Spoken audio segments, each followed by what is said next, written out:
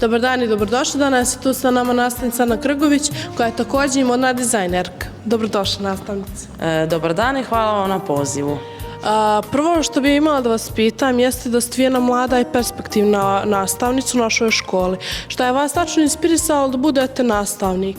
Pa od uvijek me inspirisalo da zapravo radim sa djecom i da nekako i njima prenesem znanje i svoje neko iskustvo koje sam stekla na različitim događajima, različitim poslovima u svojoj prošlosti i tako dalje. Pošto ste vi moja nastavnica, ja znam da ste vi proputovali dosta zemalja i kako su vaša viđenja, vi ste putovali uglavnom zbog posla. Kako je to, da li ste se možda zaljubili u ovaj posao zbog putovanja i zbog tog nekako, možemo reći slobodno, slobode putovanja, gledanje umjetnosti, da li je to za vas, da li to predstavlja? Pa, Mihaela, prije svega prvo smo morali da radimo jako puno, da kreiramo sve te stvari, kolekcije i tako dalje, da bismo tek onda kasnije mogli da putujemo, da bi zapravo predstavili sav taj rad koji sam napravila. Naravno da je prvo bila ljubav prema modnom dizajnu, a uz to sam svakako vidjela i priliku i šansu da putujem i da predstavim svoj rad. Iza toga, naravno, uvijek postoji velika ambicija, jer treba se prijavljivati na raznorazna takmičenja, konkurse i tako dalje i željela bih i voljela bih da i vi tako u budućnosti budete veoma ambiciozni i to su neke stvari koje su me zapravo dovele do svih tih zemalja u kojima sam bila, a njih ima više od 10. Pošto predajete više predmeta, tekstilno-tehnološku grupu predmeta u našoj školi, koji biste predmet najviše izdvojili da najviše volite da predajete?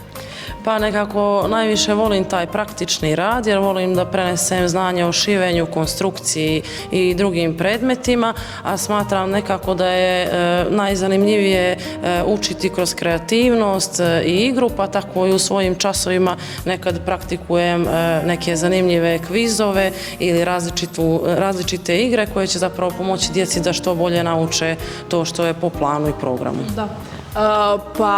Mi smo prošle godine imali na razvoju igrice gdje smo kroz prizme i kroz neke slagalice igrice smo naučili svojstvo nekih materijala i mogu vam reći da su ti časovi bili mnogo zanimljivi i odakle te ideje za te časove?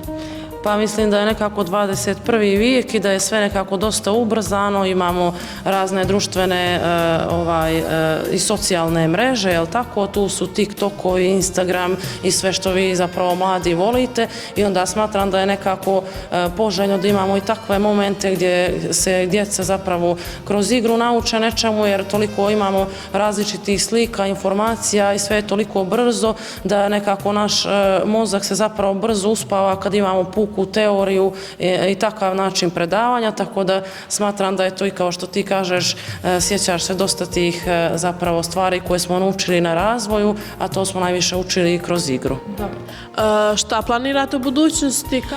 Pa evo upravo sljedeće nedelje će se odvijati zapravo jedna konferencija od strane Ministarstva kulture koja će se dogoditi zapravo u Kotoru i tu će također biti vaši vršnjaci iz srednjih škola i oni će imati priliku da vide zapravo kroz jedno predavanje kako je važno biti kreativan i biti svoj u ovom svijetu, tako da eto radujem se toj sljedećoj konferenciji, a nadam se da ću se također nastaviti razvijati u svom profesionalnom dijelu i planu, da ću ići na različite konferencije i seminare koje imamo u okviru škole, tako da to je neki kratkoročni plan za budućnost. U redu, želim da vam se ti svi planovi ostvare, da to sve odlično prođe i hvala vam puno što ste bili moji gost. Hvala i vama, Mihaela, hvala na ovom pozivu i uvijek ću sa zadovoljstvom prihvatiti razgovor sa vama. Hvala. A vi nastavite da gledate naš školski podcast. Hey!